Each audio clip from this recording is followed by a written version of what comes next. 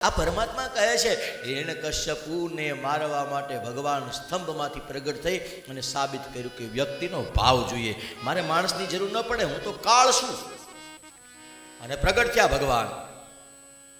અને પછી તો ખોળામાં બેસે. મને તમે થોડા મારી ઈચ્છો તો કીધું કેમ? મને તો ભગવાને વરદાન આપ્યું છે, વિરંચીએ વરદાન આપ્યું છે, મારી પાસે કાગળિયો છે. હિરણ્યકશ્યપુને ભગવાન કીધું કાઢ કાગળિયો. હવે કે મને માણસ છું, પશુ છું, ઘરમાં છો, ઘરની બહાર છો, નીચે છે, ઉપર છો, દી છે, રાત છે, કહી દે મને.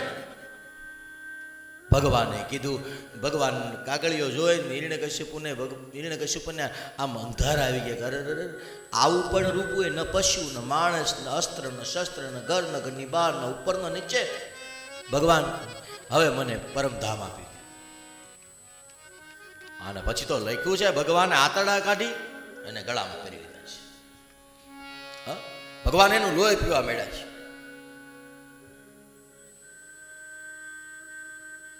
અને એ ભયંકર અવાજ હોય. ઘણા લોકો કહે દાદા તમે મારો ધીમે ધીમે ન કરી. હિરણ્યકશ્યપુ નરસિંહ આવે બગડા સટી બોલી દીધી. મેં તો વારે ઘડીએ ન બોલાવાય. હળવે મારી નાખી. મૂળ તો મારવો જ છે, ધીમે મારો તો ભલે એટલું બધું દેખીરો શું કરવો. જવાનું છે તો ધામમાં. અને ગયો ધામમાં. ધામમાં ગયા પછી અહીંયા ભગવાનનો ક્રોધ શાંત નથી થતો. બ્રહ્માજી બધા દેવતાઓ વિચારે છે કે ભગવાનના ક્રોધને કેમ શાંત કરવો. નારદજીએ કીધું બ્રહ્માજી તમે જાઓ ને, ભગવાન તમારું માને. બ્રહ્માજીએ કીધું મેં સર્જન કરેલી સૃષ્ટિનો આ માણસ જ નથી, મેં આવું કાંઈ બનાવ્યું નથી. જેને આપણે ઓળખતા ન હોય એની પાસે આપણે જવાય? એટલે મને રહેવાય છે. શંકર ભગવાનની પાસે જઈને કોઈ ભગવાન શિવને કીધું કે મહારાજ મહાદેવ તમારું કયું કરે? ભાઈ કે આ તમારા ગામની બળતરા છે, મને રહેવાય છે, તમને જે સારું લાગે તમે કરો. નારદજીને બધાએ કીધું બધાને કહેશો તમે જાઓ ને? તો નારદજીએ કીધું કે મને મુકતા આવડે છે, ઠારતા આવડતું. કોઈએ જઈને લક્ષ્મીજીને કીધું લક્ષ્મીજી લક્ષ્મીકાંતમ તમારા પતિ છે? કે ના ના ના મારા પતિ ખરા, પણ એ પિત્તાંબર પહેર્યું હોય, હાથમાં વાહળી હોય, કમળ હોય, ક્યારે એની પાસે જવાય? આમાં પડખે જવાય નહીં. તમારે જેને જે કરવું એ કરો. પછી બધાએ નક્કી કર્યું કે આપણે કોઈથી શાંત નહીં થાય, આ જેના માટે આવ્યા છે એનાથી શાંત થશે. બધાએ કીધું જાઓ પ્રહલાદજી તમે ભગવાનને શાંત કરો. અને પછી પ્રહલાદજીએ ભગવાનની સ્તુતિ કરી છે. બ્રહ્માદયા સુરગણા મુનયો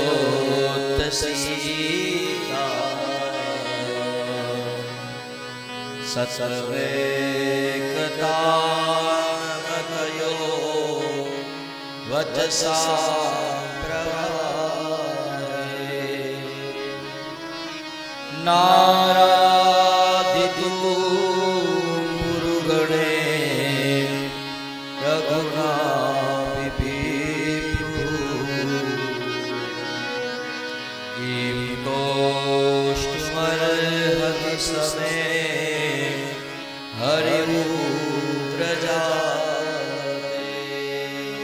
પ્રહલાદજીએ પેલા કીધું ભગવાન પેલા તો બ્રહ્માદયા સુરગણા મુનિયોત્ત સિદ્ધા બ્રહ્માદી દેવતાઓએ કીધું ભગવાનને શાંત કરવા માટે અમારા સ્તોત્ર ટૂંકા પડે.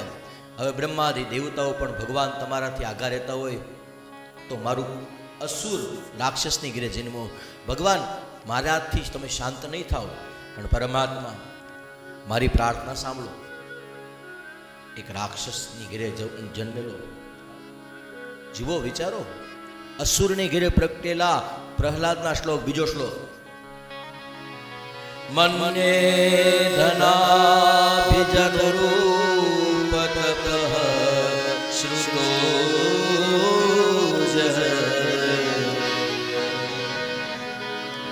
તેજ પ્રભાવલ્પો ઋષભૂતિયો નારાધનાય હિ ભવન્તિ પરસ્ય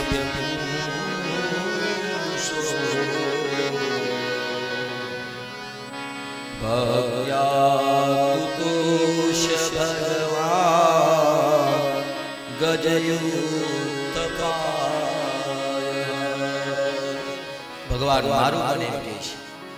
પ્રહલાદ કહે છે ભગવાન મારું મને એમ કહે છે કે ભગવાનને રાજી કરવા માટે ધનથી ભગવાન રાજી થતો નહીં.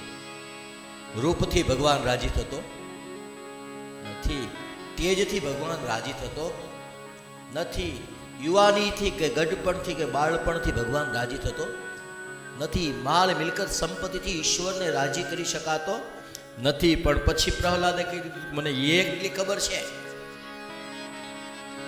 નારાધનાય હિ, આ કાંઈ ન હોય તો ચાલે, પણ ભક્ત્યા તુતોષ ભગવાન ગજયુક્તપાય. ભગવાન કાંઈ ન હોય પણ તને રાજી કરવા માટે, તને સંતોષ આપવા માટે કૃષ્ણ સંતોષ હેતુ કબ. ભગવાનને રાજી કરવા માટે બીજું કંઈ ન જોઈએ, કેવલ નહીં, કેવલ ભગવાન પ્રત્યે ભક્તિ ભાવને આગળ જોઈએ. અને એમાં કાંઈ વર્ણ ભેદ નહીં. ત્રીજો શ્લોક, વિપરા વિસર્ગણયુતા દરવિંદના પાવારવિંદ મુખાચપચંબરીષ્ણ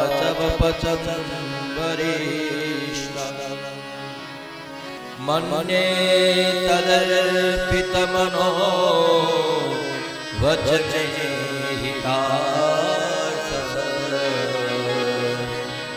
પ્રાણં પુનાતિ સકુલં નત ભૂરિમા. ભગવાન વર્ણનો કાંઈ દોષ નથી. બ્રાહ્મણની ઘરે જન્મા હોય પણ જો 5 આચાર વિચાર ન હોય અને 12 લક્ષણોથી યુક્ત ન હોય, બ્રાહ્મણ હોવા છતાં ન કરવાનું નિંદ્ય કર્મ કરતા હોય, તો ભગવાન કોણે કીધું એવો બ્રાહ્મણ પણ પૂજનીય છે. સેમ સામેની સાઈડ વ્યા જાઓ, ચાંડાળની ઘરે જન્મો છે. હા, ભલે ચાંડાળ છે પણ છતાં આચાર વિચારથી શુદ્ધ છે, પરમાત્માના નિયમોનું પાલન કરે. ભલે ચાંડાળ છે તો ભગવાન અમને ખબર છે એવા સમયે તું જ્ઞાતિ કે વર્ણનો ભેદ રાખતો નથી. તું એને મળે છે જે તારું ભજન કરે છે. ચોથો શ્લોક, નૈવાત્મના પ્રભુદય નિજલાભગૂર્ણે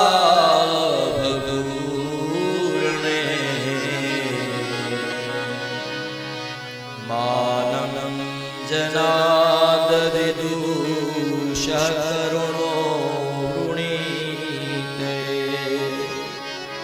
જજ જનો ભગવતે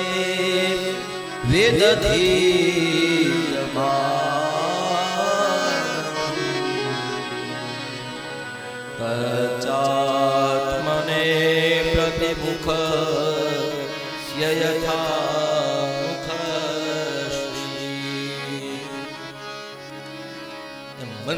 મનમાં તો એમ જ થાય, નકરા શ્લોક જ ગાયા કરી.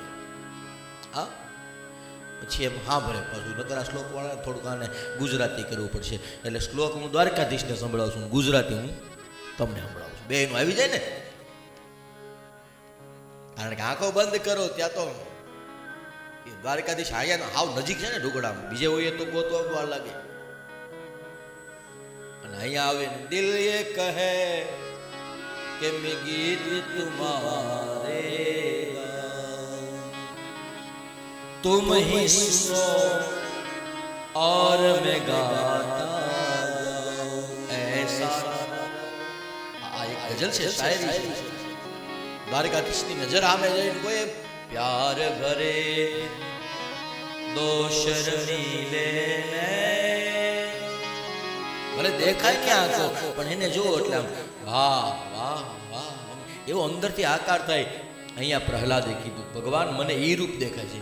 અહીંયા બેઠા એ બધાને જે રૂપ દેખાતું હોય, પણ મને શું દેખાય છે? તમારું કરુણા અવતાર દેખાય. નરસિંહ ભગવાનને પ્રહલાદે કીધું તમે કરુણા અવતાર છો. કેમ? તો કીધું બરા એટલો બધો ક્રોધ છે તો કે આ ક્રોધ થોડો કહેવાય. તમે બધાએ વિષીને માર્યા છે, ક્યારેક ક્યારેક માર્યા છે. ગામડે રહેતા હોય મારવો પડે, એમાં કઈ પાપ નથી, મારવું પડે. એને કરી એ આપણને કોઈ અઠવાડિયું યાદ રહે, એની કરતા એ ધબકાવી જ નાખવાનું હોય. હા, તો વિષીને કે બીજું ત્રીજું જીવડું મારવાનું ક્યારેક થાય તો હાથમાં બળ્યો લઈને આમ રીહ કરો કે એમને માટી દો ફેરવી. વિષીને મારતા અમુક અમુકને જોવો તમે થાય રમે જ છે. લ્યો ઘણાએ તો બૂટ પહેર્યું હોય માથે આમ સગદી નાખે ને જરીકે ક્રોધ કરાવીને ચેપી નાખે. ભગવાન સામાન્ય માણસ માટે જેમ વીછી મારવો છે ને એમ તારા માટે કોઈ રાક્ષસી વૃત્તિને મારવી છે. દુનિયા ભલે બીતી પણ હું નથી બીતો. કેમ? હું સિંહનું બચ્ચું છું. સિંહ ગરજ ના કરે. તમારી સાઈડ તો છે પાછા, હા ક્યાંક ક્યાંક દેખાય ને. અમારા સાઈડ મેડીમાં છે, ક્યારેક ક્યારેક આવી જતા છે. આપણે નજીક છીએ, નીતલી થોડુંક આગું થાય એટલે હું તમારી બાજુ. હું માંડવે રહી તમારું ઉપાધિ કરતા નહીં. તો સિંહ જ્યારે ગર્જના કરે ને ત્યારે આખું ગામ આમ કંપી જાય. બારણું જોઈ લે, ખડકી ખુલી નથી રહી ગઈ કે નહીં. સિંહ ગર્જના કરે તો આ દશા થાય સામાન્ય માણસની. પણ એની હેરે નાનું ઊંધું બચ્ચું આવ્યું તો એ બીવે? એ બીવે કે ન બીવે? નહીં. સિંહનું બચ્ચું કઈ સિંહથી બીવે? ભગવાનને કીધું દુનિયા ભલે બીતી પણ હું તને ઓળખું છું, હું સિંહનો દીકરો છું, હું કોઈથી બીતો. બહુ લાંબી સ્તુતિ કરીને દેવતાઓ વિચારે છે કે આ જ્ઞાન નમત પરિત્રમ પર પ્રણિતમ, આ કોઈ શીખવાડેલી ભાષા ન હોય. ભગવાનની સામે જઈએ ત્યારે ગોખેલું યાદ ન આવે. ઘણી વખત ઘણા લોકો મને પણ એમ કે દાદા સરસ મજાની ભાગવતની બુકું તૈયાર કરી નાખાય. મેં કીધું ચોપડીમાંથી નીકળે ને ખોપડીમાંથી નીકળે એ બેમાં બહુ ફેર હોય. હા, ચોપડીમાંથી નીકળે એ ક્યારેક આટવી દે, પણ જો બુદ્ધિ ઈશ્વરને અર્પણ કરીને કથા કરવા બેસો એટલા માટે તો મંગલાચરણ હાલતું હોય ત્યારે જરા પણ ડિસ્ટર્બ ન ચાલે. હા, એનું કારણ છે જ્યારે મંગલાચરણ હાલતું હોય ત્યારે વાઈફાઈ કનેક્ટ થઈ ગયું હોય. હા, અને કનેક્ટ એવું થઈ ગયું હોય કે એમાં ડેટા અંદર આવતો હોય બધું. એ મંગલાચરણ પૂરું થાય ને ત્યાં 3 કલાકનો ડેટા. હવે પછી મને સાઈડમાં બેહારીને બોલવાનું કહ્યું તો હું 1-1.5 કલાકે ન બોલી. હા, કવરેજ વિસ્તારની બહાર વ્યા જઈએ. કવરેજ વિસ્તારની બહાર વ્યા ગયા પછી વાત કેવી ને મેસેજ કેવો, હું વાંચું હું લખું નહીં, એ ત્યારે એવું થતું હોય. તો આટલા બધા શ્લોકોની અંદર પ્રાર્થના કર્યા પછી પ્રહલાદને ભગવાને પરમધામ આપ્યું. આગળ જતા યુધિષ્ઠિર નારદનો સંવાદ બતાવ્યો, રાજધર્મ બતાવ્યો, મોક્ષ ધર્મ બતાવ્યો, ગૃહસ્થાશ્રમીઓનો ધર્મ બતાવ્યો. કારણ કે ગૃહસ્થાશ્રમ ધન્ય છે. કાલે સ્વામીએ બહુ રામસ્વામી બહુ સરસ મજાની વાત કરી. આ ભારત વર્ષનું સૌભાગ્ય છે. તમારે આપણી પાસે યુવાન સાધુઓ છે, યુવાન બ્રાહ્મણો છે. ધર્મ હંમેશા યુવાન હોવું જોઈએ, ન ગૌઢો હાલે ન બાળક હાલે. યુવાન એ જે દરેક જગ્યાએ વ્યાપી શકે, દરેક જગ્યાએ જઈ શકે, દરેકને સ્વીકારી શકે. ભગવાન હંમેશા ગૃહસ્થાશ્રમીઓના ઘેરે બસ માણસની અંદર ક્યાંય દોષ અવગુણ દેખાતા બંધ થઈ જાય,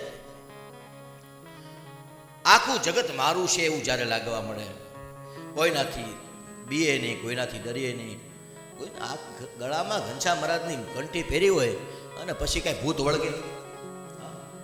5 મહાભૂત એમાંથી બીના આપણને કાંઈ ભૂત વળગતું છે? પણ આપણી શંકાઓ, આપણા કુકર્મો, આપણા ક્યારેક ને પૂર્વના જાગેલા હોય નડે અને પછી શું થાય?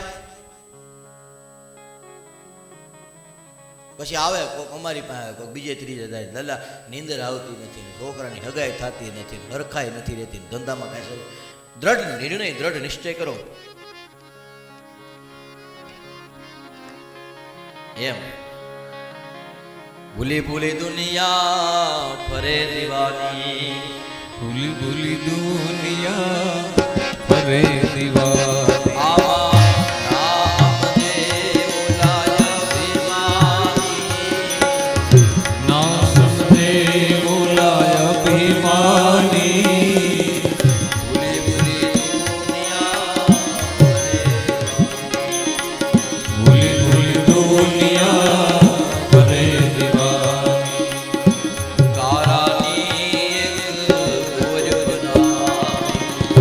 ગારાની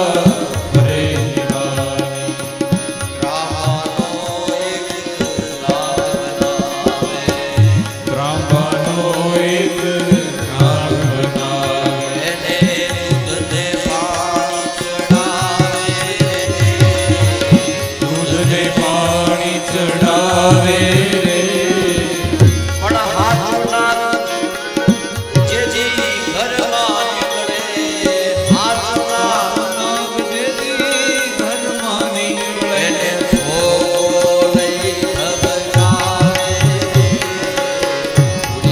દુનિયા હે વિરાટ દાસને બોલાય અભિમાની દુનિયા ત્રાંબાનો એક નાગ જો નાગની અંદર પ્રીતિ હોય તો ઘરે નીકળે ત્યારે દૂધનો કટોરો લઈને સામું જવું જોઈએ ને કે આવો આવો લે નાગ દાદા તમે અહીંયા પટારા હેઠે કેદી આવ્યા ખબર ન પડવા દીધી હા લ્યો વિયાવો બાર વિયાવો કરી લ્યો આવ્યો દૂધ દેતી આવું ખાકર નાખ્યું છે ખાંડ નાખ્યું છે નહીં તરત બળ્યો હોતે હા પછી ધોકો લઈ ધમકાવે રે કપિલ મહારાજે માં દેવહૂતિને ચોખ્ખું કીધું કે માં જેને જીવતા માણસની અંદર વૃદ્ધ મા બાપની અંદર ગરીબ બેન દીકરીની અંદર એને જેને ભગવાન નથી દેખાતો એને પથ્થરની મૂર્તિમાં હું ધૂળ દેખાવાનું છે હા જેને ગાયની અંદર પ્રેમ નથી જેને વૃદ્ધ મા બાપની અંદર પ્રેમ નથી જેને સાધુ બ્રાહ્મણની અંદર પ્રેમ નથી જેને ગરીબ માણસની જોઈને એની આતરડીમાં કંઈ થતું નથી હા જે સાવ કોરો છે એ વ્યક્તિ ઈશ્વર શું કરશે એની સાથે સંબંધ રાખી સંબંધ બાંધવા માટે દરેક પહેલા જીવ ભગવાન પણ કહે છે કે જે એની માનું ન થયું એ મારો ન થશે જે એના બાપને બે ટાણા નથી જમાડી શકતો એ વ્યક્તિ મારી સામે થાળ લઈને એટલે આવે કારણ કે હું જમતો નથી જો હું જમું તો એના બાપા જમે નથી જમાડતો હું જમવા મળું મને રેટો મૂકી દે એટલે નહીં ભગવાન કહે મારી પાસે પાર નથી દુનિયામાં જોયા છે ભગવાન હા ભગવાનના શોખ એવા અજબ અને ગજબ છે